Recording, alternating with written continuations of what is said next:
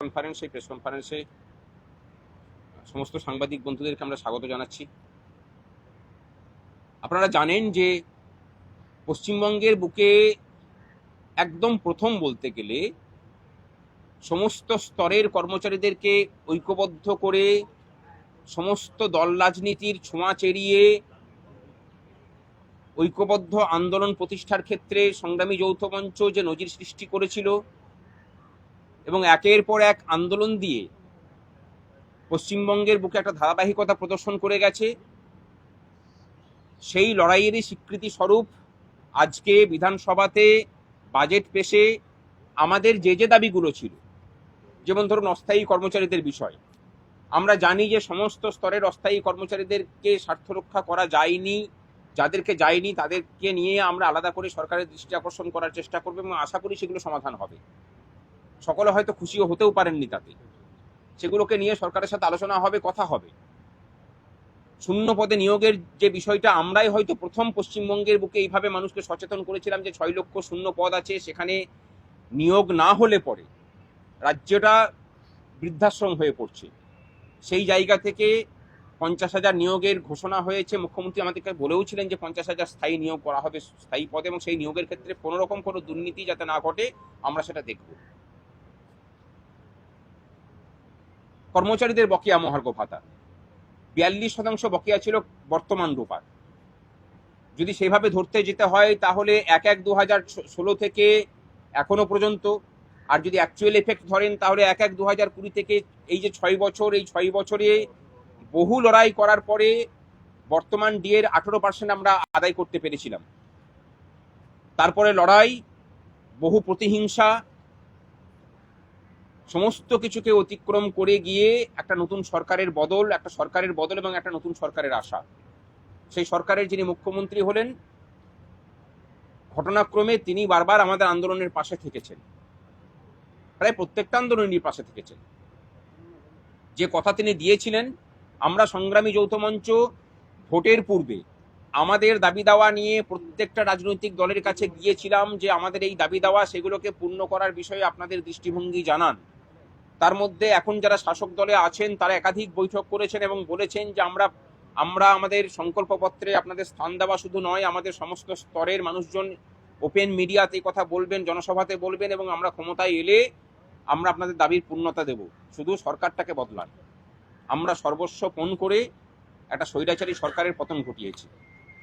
আজকে প্রথম বাজেট পেশ, সেই বাজেটে বর্তমান বকেয়ার 20% দেওয়া হয়েছে।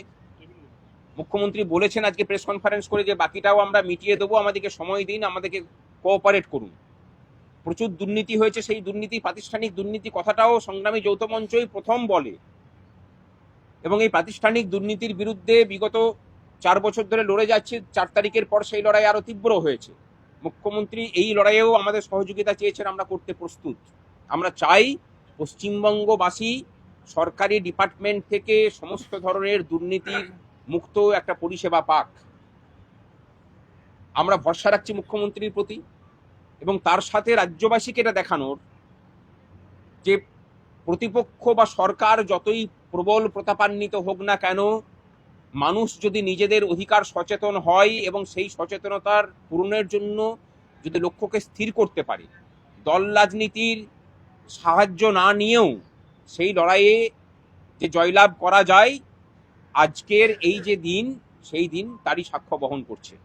4 তারিখের যখন সরকার বদল হচ্ছে, তার আগে পর্যন্ত বিগত সরকারের মুখ্যমন্ত্রী বিশ্বাস করতে পারেননি যে সরকারটা চলে যেতে পারে।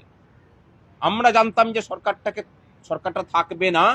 সরকারটাকে না থাকার জন্য কর্মচারীরা যেভাবে লড়াই করেছেন এবং তাকে নিজেকে লড়তে হয়েছে, এই সরকারের বিগত জামানার যে আমলাতন্ত্র ছিল, সেই আমলাতন্ত্রের বিরুদ্ধেও তারা কিন্তু চাননি যে সরকারটা চলে যাক, কর্মচারীরা চেয়েছিলেন। অর্থাৎ কর্মচারীদের সাথে লড়াই করে কোনো সরকার যে টিকে থাকে না, পশ্চিমবঙ্গের বুকেও আমরা সেটাকে প্রমাণ করাতে পেরেছি। এবং মানুষের কাছে আরেকটা উদাহরণ আমরা তৈরি করলাম যে লড়াই করার জন্য কোনো প্রাতিষ্ঠানিক দল রাজনীতির হাত ধরে লড়াই করতে হবে, এটারও বাধ্যবাধকতা কিন্তু নেই। লড়াই সততা এবং নিষ্ঠা দিয়ে হয়। বিগত 4 বছর ধরে আমরা সেটাকেই করে গেছি। আজকে মনে পড়ছে যে এই মঞ্চ সেই মঞ্চও একটা নজির সৃষ্টি করেছে। এই মঞ্চ, যে মঞ্চে একবার ৪৫ দিন, একবার ৫২ দিন অনশন হয়েছে, আমাদের উপর অসংখ্য অত্যাচার হয়েছে, আমাদের পরিবারের ক্ষতি করা হয়েছে, চাকরি নিয়ে টানাটানি হয়েছে, ডিটেলমেন্ট করে দূর দূরান্তে পাঠানো হয়েছে, সেই সমস্ত স্তরের নেতৃত্ব, সাধারণ কর্মচারীদের ঐক্যবদ্ধ প্রচেষ্টার জয়লাভ আজকে আমরা বিধানসভায় দেখতে পেলাম।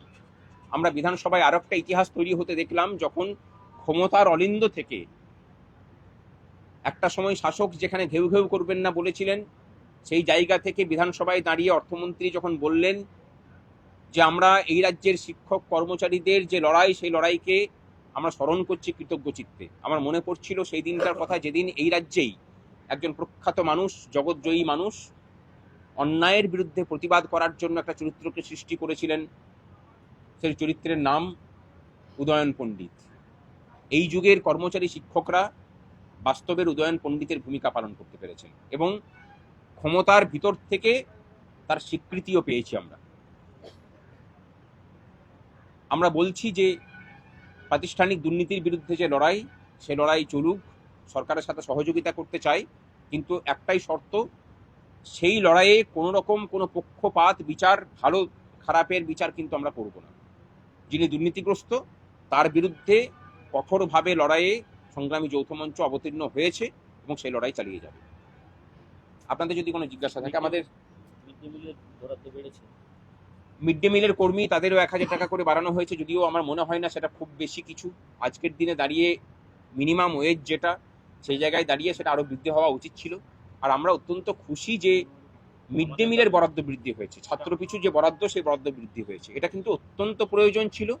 স্কুলগুলোতে মিড ডে মিল চালানো যাচ্ছিল না, বিশেষ করে ১০০-র নিচে স্টুডেন্ট যে স্কুলগুলোতে আছে, সেগুলোতে মিড ডে মিল চালাতে গেলে পরে শিক্ষক শিক্ষিকাদেরকে প্রতি মাসে নিজেদের পকেট থেকে খরচা করতে হচ্ছিল। এই জায়গাটার অন্তত অবসান হয়েছে। আমরা বিরোধী দলনেতা থাকার সময় একাধিকবার বর্তমানের মুখ্যমন্ত্রীকে আমরা এই কথা বলেছি, উনি শুনেছেন। আমাদের খুশি যে এই কথাগুলোকে মনে রেখেছেন উনি। প্যারা টিচারদের বেতন বৃদ্ধি হয়েছে ৫,০০০ টাকা, যদিও তারা খুশি নন। আমরা বলবো যে এই বিষয়টাতে, যেহেতু তারা কেন্দ্রীয় প্রজেক্টে নিযুক্ত, সমগ্র শিক্ষা মিশনের সাথে যুক্ত সমস্ত স্তরের কর্মচারীদের অন্যান্য রাজ্যে যে বেতন পান, সেই বেতনই পাওয়া উচিত। কেন্দ্রীয় প্রকল্পে যারা যুক্ত আছেন, মানে সেই বেতনটা তাদেরকে দেওয়ার অনুরোধ সরকারের কাছে করব। এটা নিয়ে মানে দর কষাকষি সরকারের সাথে আবার নতুন করে হবে। আমাদের নেতৃত্ব অর্জুনদা আছেন, তিনি বলবেন।